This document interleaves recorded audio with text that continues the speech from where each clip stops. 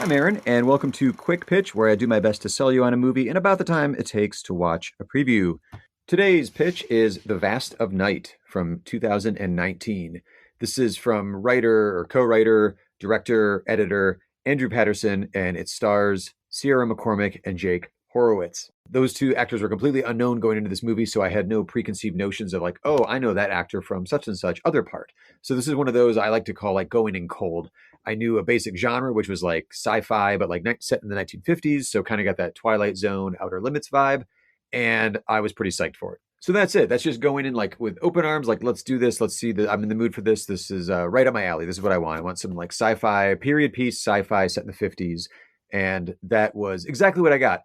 There is a wonder and a magic to a well-executed, low-budget, independent film. In the best examples, the audience, myself in this case watching The Vast of Night, doesn't even notice that there's a lack of budget on screen because there's creative powers at work in front of and behind the camera. And it just works. It feels like that's the story that the filmmakers wanted to tell, and it just works. That said, in the cases of great examples of films like this, I think it is interesting to note, especially if you haven't seen the film, a couple of things about how it was created and how creative it got, because it really does make you appreciate it when you're watching it. This film was created on a budget of about $700,000, shot in 3 weeks, and it's the kind of film that would have caught on in the art house theater world, I think, had it been any other year, but it came out in 2020. Actually, I played at some drive-ins, which would be a perfect place to go watch this film. But so don't be fooled by like the Amazon original label on it. Like it was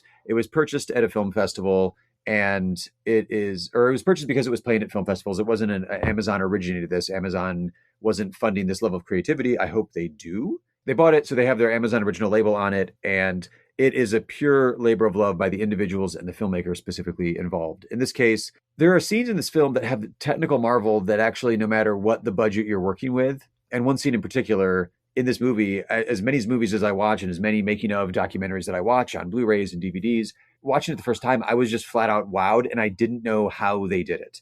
And knowing that it's a very limited, very ultra low budget film, the creativity there, you're just like, wow, you get that wow factor out of me or out of anyone watching this film. No matter what the budget is, there's a wow factor to it. And it's even that wow factor is compounded and even stronger, I think, because knowing this is clearly a not a huge budget Hollywood film, it really ups the wow factor to me. In this particular case, there's a one shot where Patterson's camera tracks through literally the entire town. And it's a small town, but it goes through literally the entire town, down quiet streets, around backyards, into the high school gymnasium, during a basketball game, up around through the crowd, out a different window, through the bleachers, out a window, all the way back around until we get to the actual radio station, which the radio station in this particular movie also is awesome because it is WOTW, which is a interesting little Easter egg for War of the Worlds.